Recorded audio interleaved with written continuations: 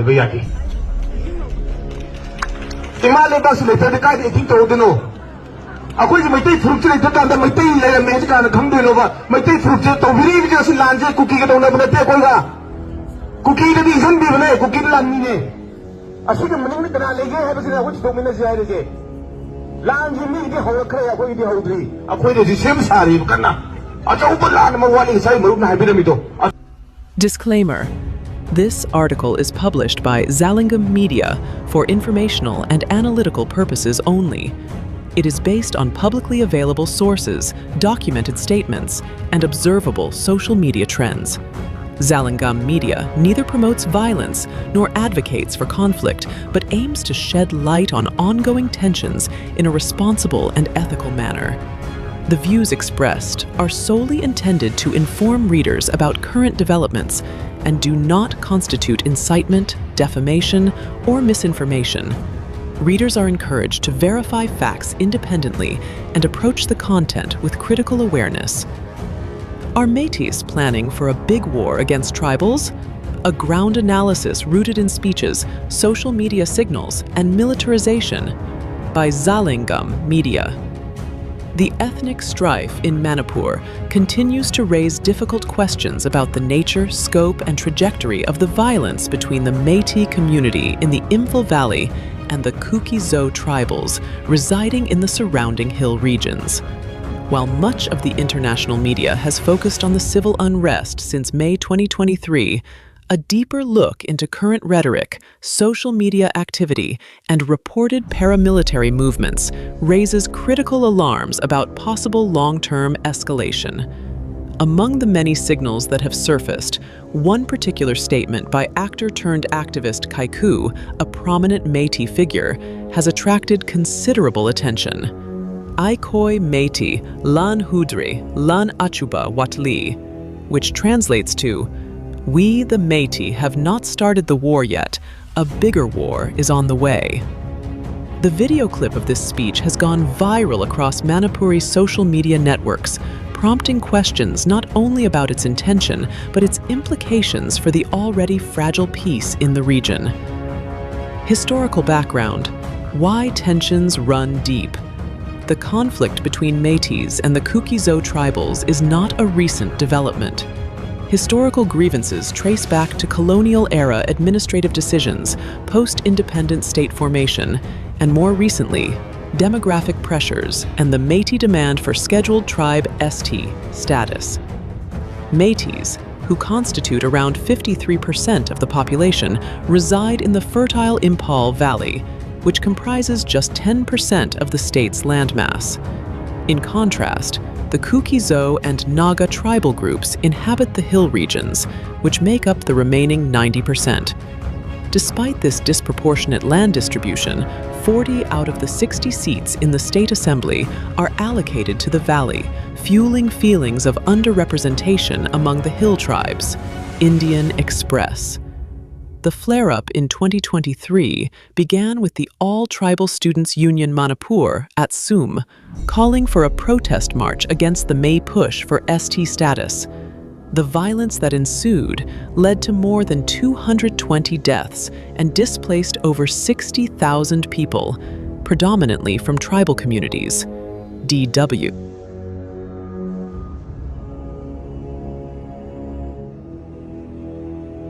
The KAIKU speech, a line in the sand. In recent weeks, KAIKU's viral statement, Eikhoi MEETEI lan houdri lan achouba Watli, has become a lightning rod for speculation. Supporters of the MEETEI movement interpret it as a call to defend their rights and territory. However, for tribal observers, this sounds ominously like a threat of future large-scale violence. The ambiguity of the message, especially given KAIKU's public stature, has left it open to interpretation, but has undoubtedly stoked fear among Kuki-Zo communities.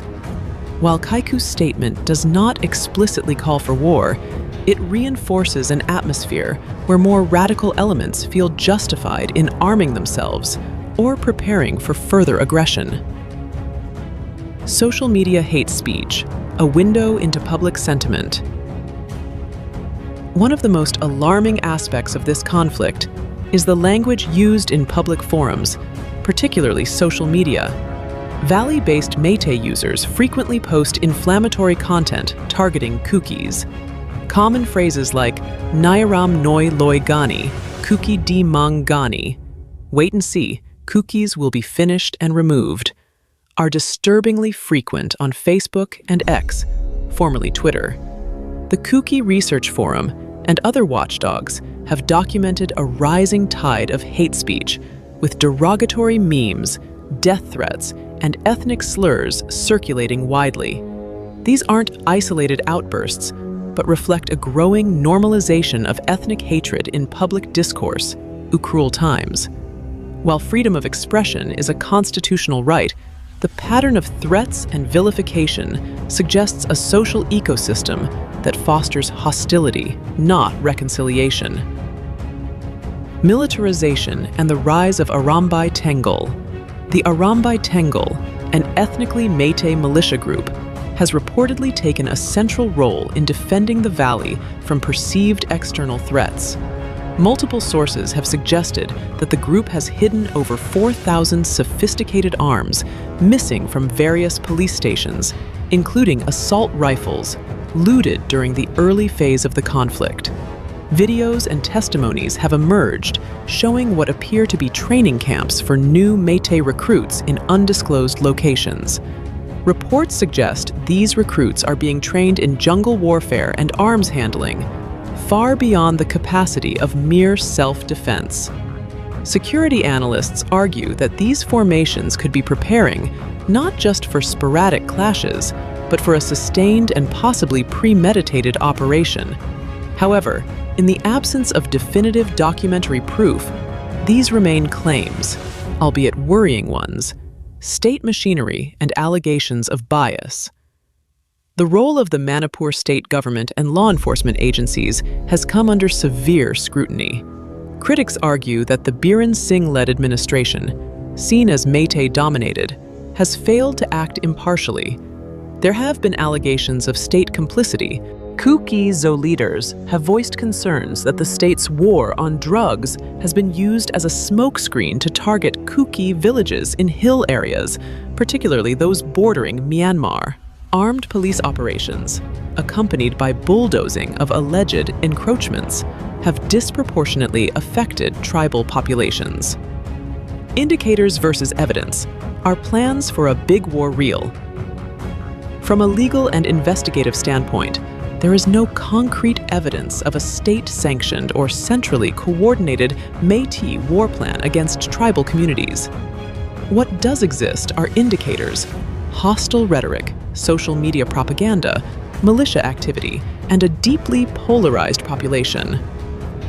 A report by the LSE Human Rights blog described the Manipur crisis as indicative of a brewing civil war, not necessarily in the traditional military sense, but as a prolonged, ethnically driven conflict that could deepen if not de-escalated. LSE Human Rights. Local and international reactions. Civil society groups, including Women Action for Development and the Human Rights Defenders Alert, have raised concerns at national and international forums. The UN Human Rights Council has reportedly received documentation of targeted attacks, particularly in tribal areas, though no formal international inquiry has been initiated.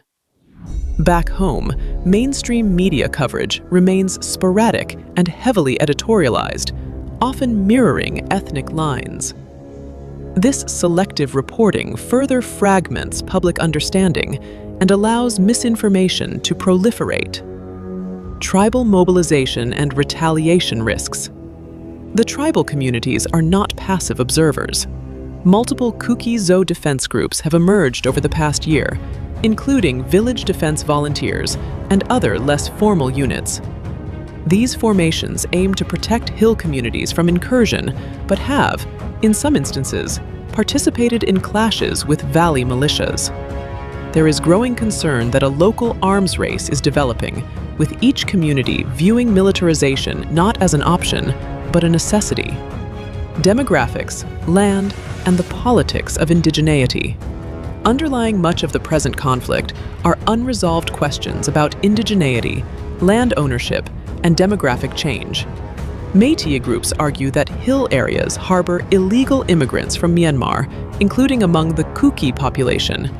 Conversely, Kuki historians point to centuries of settlement in present-day Manipur, predating modern state boundaries. The issue of scheduled tribe status further exacerbates these tensions. MEETEI ST demands are viewed by tribal groups as a backdoor attempt to gain access to reserved hill lands and benefits, threatening tribal autonomy and identity. The role of influencers and cultural leaders. It's important to note that cultural figures like KAIKU wield significant influence, especially among MEETEI youth. His statement about a bigger war carries weight far beyond a political slogan. It's a rallying. Given his past as an entertainer and his current alignment with valley-based ethnic movements, KAIKU's transformation into a socio-political influencer reflects how deeply the conflict has permeated everyday life in Manipur. Conclusion. A tense peace, but no clear war plan yet.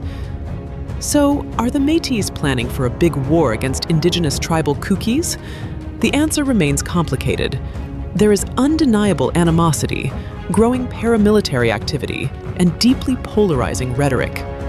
KAIKU's viral speech, ongoing social media threats, and the activities of groups like Arambai Tengul point to an environment charged with hostility and preparation. However, the available data and on-ground reporting suggest that while the situation is extremely volatile, there is no publicly verified, centrally orchestrated war plan. Instead, what we are witnessing is an escalation of ethnic militancy under a state structure accused of bias and ineffectiveness.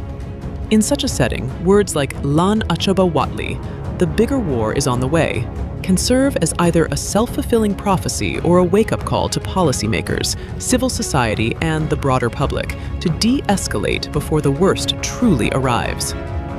Zalinga Media remains committed to factual reporting and responsible journalism. Disclaimer. This article is published by Zalinga Media for informational and analytical purposes only. It is based on publicly available sources, documented statements, and observable social media trends.